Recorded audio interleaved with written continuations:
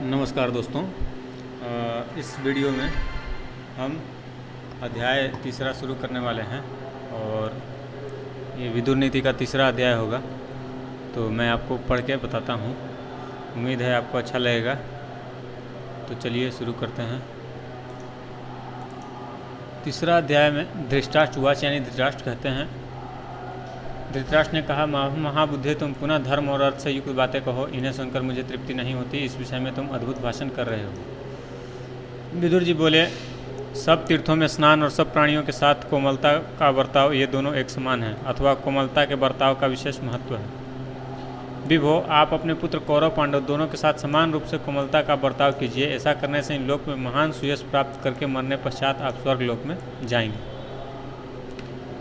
पुरुष श्रेष्ठ, इस लोक में जब तक मनुष्य की पावन कीर्ति का गान किया जाता है तब तक वह स्वर्ग लोक में प्रतिष्ठित होता है। इस विषय में उस प्राचीन इतिहास का उदाहरण दिया करते हैं जिसमें केशिनी के लिए सुधन्वा के साथ विरोचन के विवाद का वर्णन है। राजन, एक समय की बात है, केशिकी नाम वाली एक अनुपम सुंदरी कन्या सर्वश्रेष्ठ पति को वरण करने की इच्छा से स्वयंवर सभा में उपस्थित हुई। उसी समय दैत्य कुमार विरोचन उसे प्राप्त करने की इच्छा से वहाँ आया। तब केशिनी ने वहाँ दैत्यराज से इस प्रकार बातचीत की। केशिनी बोली, विरोचन, ब्राह्मण श्रेष्ठ होते हैं या दैत्य? यदि ब्राह्मण श्रेष्ठ होते हैं तो सुधर्मा ब्राह्मण ही मेरी सैया पर क्यों न बैठे, अर्थात मैं सुधर्मा से विवाह क्यों न करूं? विरोचन ने कहा, केशिनी, हम प्रजापति श्रेष्ठ की श्रेष्ठ संतान हैं, अतः हम सबसे उत्तम है। सारा संसार हम लोगों का ही है। हमारे सामने देवता क्या हैं और ब्राह्मण कौन चीज है? केशिनी बोली, विरोचन, इसी जगह हम दोनों प्रतीक्षा करें। कल प्रातःकाल सुगंधवा यहाँ आवेगा, फिर मैं तुम दोनों को एकत्र उपस्थित देखूंगी।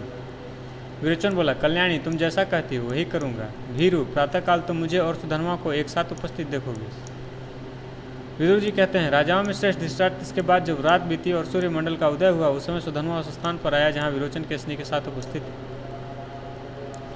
भरत श्रेष्ठ, सुधर्मा प्रहलाद कुमार विरोचन और केशिनी के पास आया। ब्राह्मण को आया देख केशिनी उठ खड़ी हुई। उसने उसे आसन, आद्य और अर्घ्य निवेदन किया।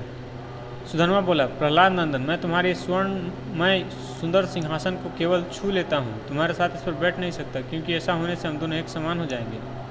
विरोचन ने कहा, सुधन्वन, तुम्हारे लिए तो पीढ़ा चटाई क्या या कुशक का आसन उचित है। तुम मेरे साथ बराबर के आसन पर बैठने योग्य हो ही नहीं। सुधर्मा ने कहा, पिता और पुत्र एक साथ एक आसन पर बैठ सकते हैं। दो ब्राह्मण, दो क्षत्रिय, दो वृद्ध और दो वैश्य, दो शूद्र भी एक साथ बैठ सकते हैं, किंतु दूसरे दो व्यक्ति परस्पर एक साथ नहीं बैठ सकते। तुम्हारे पिता प्रहलाद नीचे बैठकर ही मेरी सेवा करते हैं। तुम अभी बालक हो, घर में सुख से पले हो, अतः तुम्हें इन बातों का कुछ भी ज्ञान नहीं है। विरोचन बोला, सुधन्वन, मैं असुरों के पास जो कुछ भी सोना, गौ, घोड़ा आदि धन है उसकी मैं बाजी लगाता हूँ। हम तुम दोनों चलकर जो इस विषय के जानकार हों उनसे पूछो कि हम दोनों में श्रेष्ठ कौन है। सुधन्वा बोला, विरोचन, सुवर्ण, गाय और घोड़ा तुम्हारे ही पास रहें। हम दोनों प्राणों की बाजी लगाकर जो जानवर हो उनसे पूछें। विरोचन ने कहा, अच्छा, प्राणों की बाजी लगाने के पश्चात हम दोनों कहाँ चलेंगे? मैं न तो देवताओं के पास जा सकता हूँ, न कभी मनुष्यों से ही निर्णय करा सकता हूँ। सुधन्वा बोला, प्राणों की बाजी लग जाने पर हम दोनों तुम्हारे पिता के पास चलेंगे। मुझे विश्वास है प्रहलाद अपने बेटे के लिए भी झूठ नहीं बोल सकते। विदुर जी कहते हैं, इस तरह बाजी लगाकर परस्पर क्रुद्ध हो विरोचन और सुधन्वा दोनों उस समय वहाँ गए जहाँ प्रहलाद जी थे।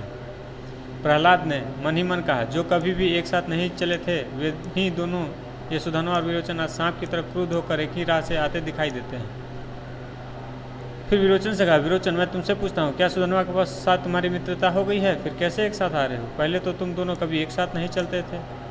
विरोचन बोला, पिताजी, सुधन्वा के साथ मेरी मित्रता नहीं हुई है। हम दोनों प्राणों की बाजी लगाए आ रहे हैं। मैं आपसे यथार्थ बात पूछता हूँ, मेरे प्रश्न का झूठा उत्तर न दीजिएगा। प्रहलाद ने कहा, सेवको, सुधन्वा के लिए जल और मधुपर्क लाओ। फिर सुधन्वा ने कहा, ब्राह्मण, तुम मेरे पूजनीय अतिथि हो। मैंने तुम्हारे लिए सफ़ेद गौ खूब मोटी ताजी कर रखी है।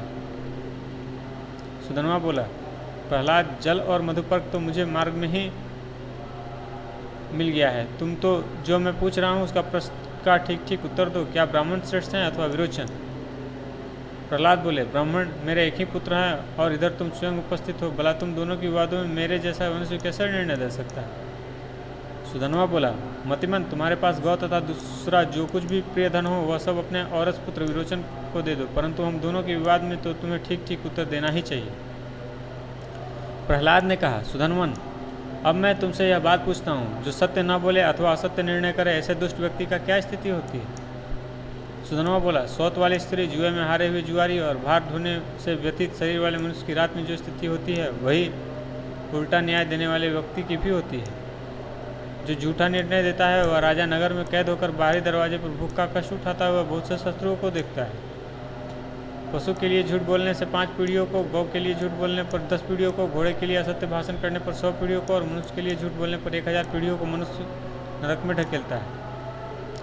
सोने के लिए झूठ बोलने वाले भूत भविष्य सभी पीढ़ियों के नरक में गिराता है। पृथ्वी तथा स्त्री के लिए झूठ कहने वाला तो अपना सर्वस्व ही नाश कर लेता है, इसलिए तुम भूमि या स्त्री के लिए कभी झूठ न बोलना।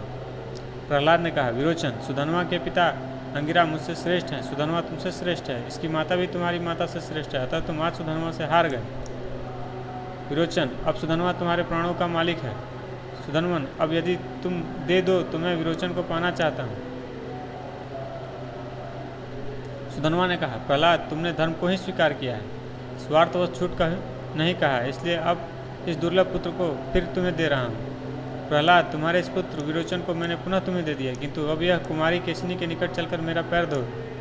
विदुर कहते हैं, इसलिए राजेंद्र, आप पृथ्वी के लिए झूठ न बोलें, बेटे के स्वार्थवश सच्ची बात न कहकर पुत्र और मंत्रियों के साथ विनाश के मुख में न जाएं।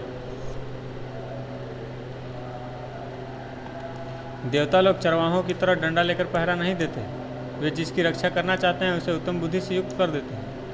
मनुष्य जैसे जैसे कल्याण में मन लगाता है वैसे ही उसके सारे अभिष्ट सिद्ध होते हैं, इसमें तनिक भी संदेह नहीं है। तो उम्मीद है आपको वीडियो यहाँ तक अच्छी लगी होगी। अगले वीडियो में हम पृष्ठ संख्या 53 से देखेंगे। वीडियो देखने के लिए धन्यवाद।